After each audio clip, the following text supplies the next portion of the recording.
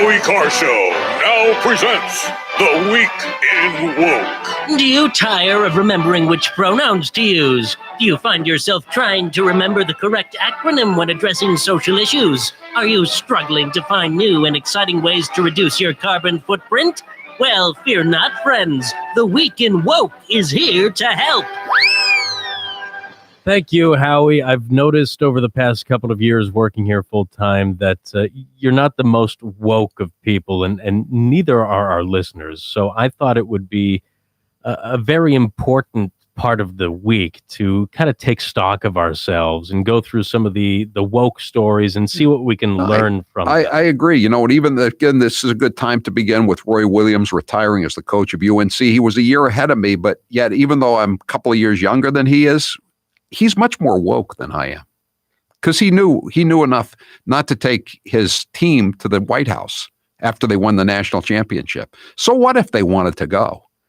It just didn't seem like the woke thing to do, right? No. And I'm sure there can be lessons gleaned from that. So the way this is going to work, I've got some stories here, some lessons that we can learn from them. We'll probably at some point go through some of the latest terminology. You know, it seems there's new terms every week that we need to incorporate into our everyday vocabulary. So this is where I'm trying to ban the word surge. I've learned something from AOC this week. See, the first surge is a bad word. The first lesson in woke culture, Howie, is that woke does not work for you. It works for the people. So your wishes may or may not be granted. Our first story is white professor sues New Jersey college for racial discrimination. Have you seen this? No, but I'm going to predict it's going to be dismissed immediately without even a hearing. It's going to be dismissed with prejudice. William T. Lavelle. Ironically enough, with prejudice. Get it? I get it. Very, very good. Ha, ha, ha, ha. William T. Lavelle, 66 years old. He filed his lawsuit against Camden College last week after discovering the pay gap under the state's public records law. In his lawsuit, chemistry professor Lavelle argues that despite similar tenure, qualifications, and experience, black engineering professors Melvin Roberts and Lawrence Chapman earn more than him. Lavelle's salary in 2021 is $91,923. Yeah. Roberts is $137,157, and Chapman's is $5,000 more than that, $142,606. So does he get to wear a button that says like 60 cents? Meaning that's what he gets compared to his black colleagues? So that is a very good woke lesson for you, Howie. He is taking his part in the equity of the salary differential here. Lavelle, he's going for his salary. I'm going for the gas pumps. That's my part of the equity struggle, the equity rights struggle. We all need to do our part. That's right. Something I don't know if you're going to get your wish on that one either, but we're all doing our part. This is his way of being reminded that as a white man, he's a symbol of oppression, and this is his taking part in equity. I think he should really own up to it. And if he taught a course that kind of mattered instead of chemistry and more like gender studies, I think maybe he could earn his. Yeah, who needs chemistry? We have, it used to be better living through chemistry. Now it's better living through queer studies.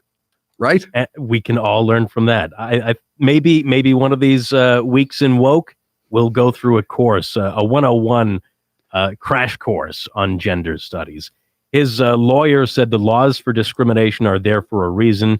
Whether you're white, black, or brown, it doesn't matter. You can't be treated unfairly. That's where I say no. I say that lawyer better watch out. He may be facing disciplinary proceedings from the Bar Association in New Jersey. Discrimination laws only apply to minorities, just like any other law. Laws were not made for white people to adhere to. That's right. Didn't you read Victor Davis Hanson? Laws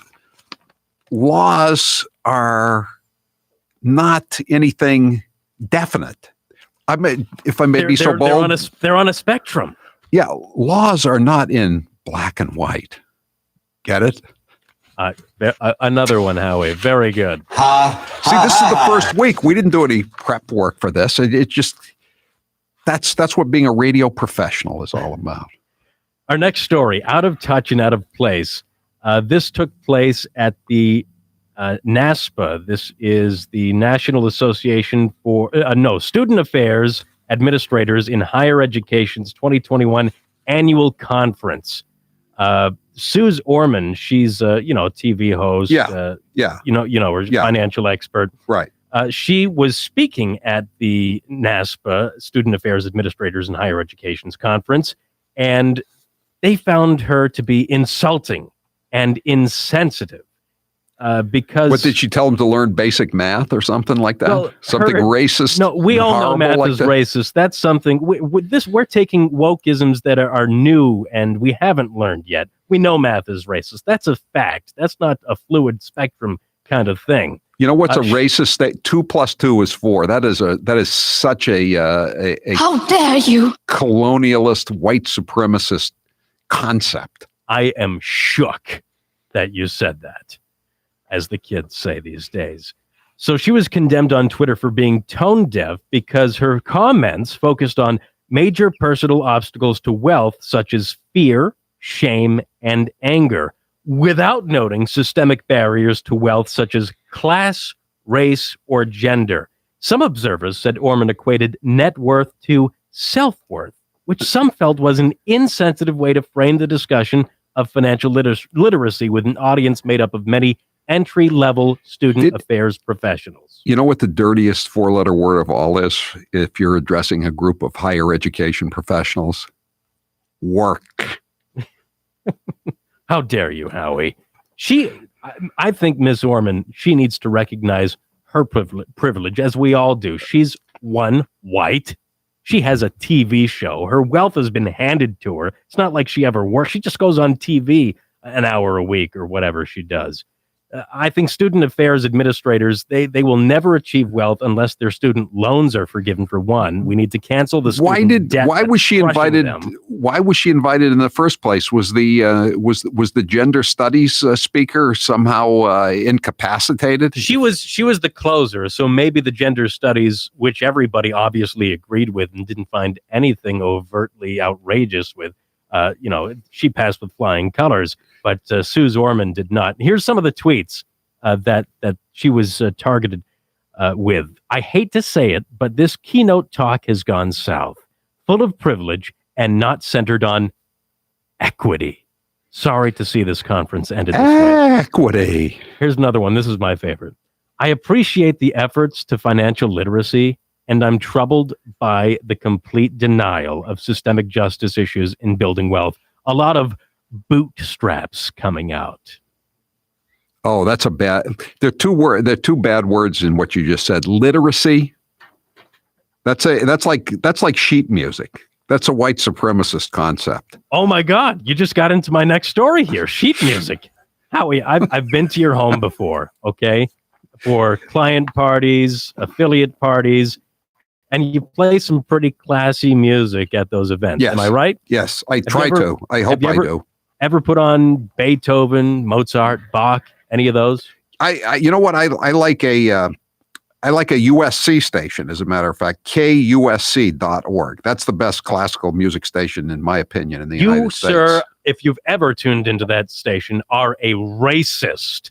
Oxford University is under pressure to stop or at least curtail the teaching of sheet music, musical notation, and even the classical music that was scored upon it. Are the woke crowd, are they gonna jam KUSC.org so I can't hear it anymore, like the Russians, the Soviets used to do with Radio Free Europe? So the proposals that are being put forward by a faction of the academics there, the staff, are to address so-called white hegemony. Hegemony, because the musical symbols on the sheets are a colonialist representational system. What are they supposed to use? I don't.